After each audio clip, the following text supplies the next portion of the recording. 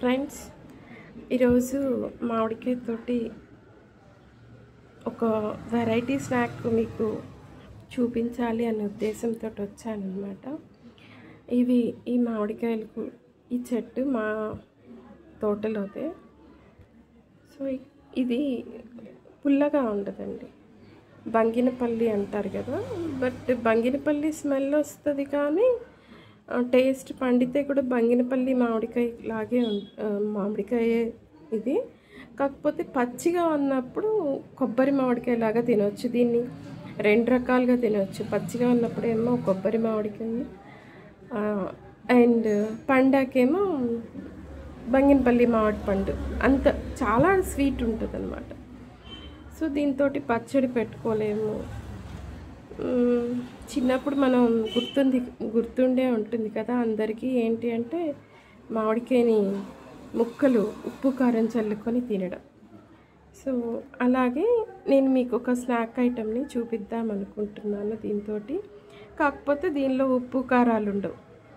ఇది స్వీట్గా తినాలి అనుకునే వాళ్ళకి, కారం ఇష్టపడని వాళ్ళకి అనమాట. ఆల్రెడీ నేను చేశాను, అయిపోయాయి.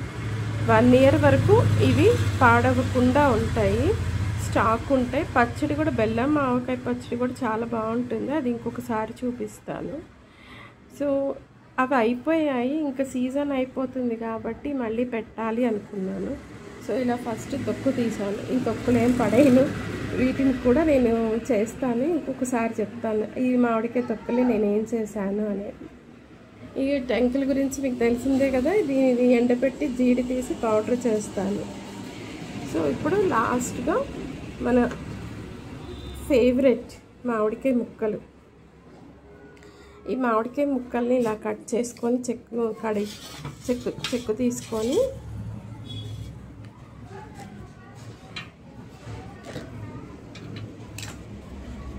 దీనిలో నేను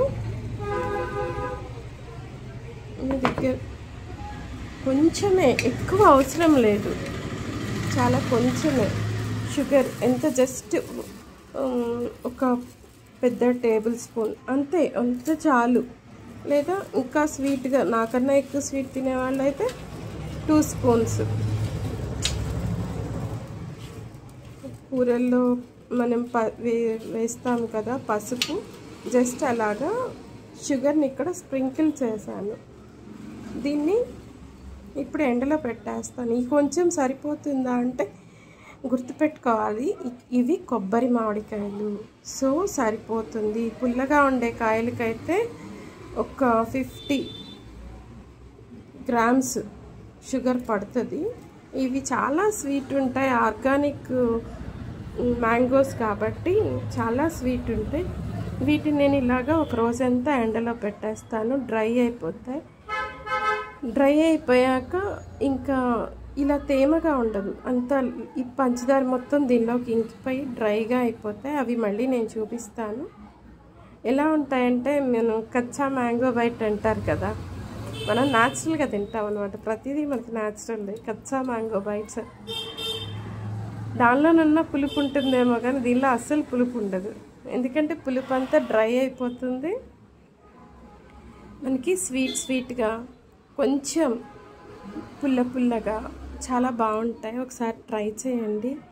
అండ్ మీకు ఈ స్నాక్ కనుక నచ్చితే like, share and subscribe and comment మీరు ఎలా పచ్చి మామిడికాయని మీరు ఎన్ని వెరైటీస్లో తింటారు అనేది నాకు కామెంట్ చేయండి.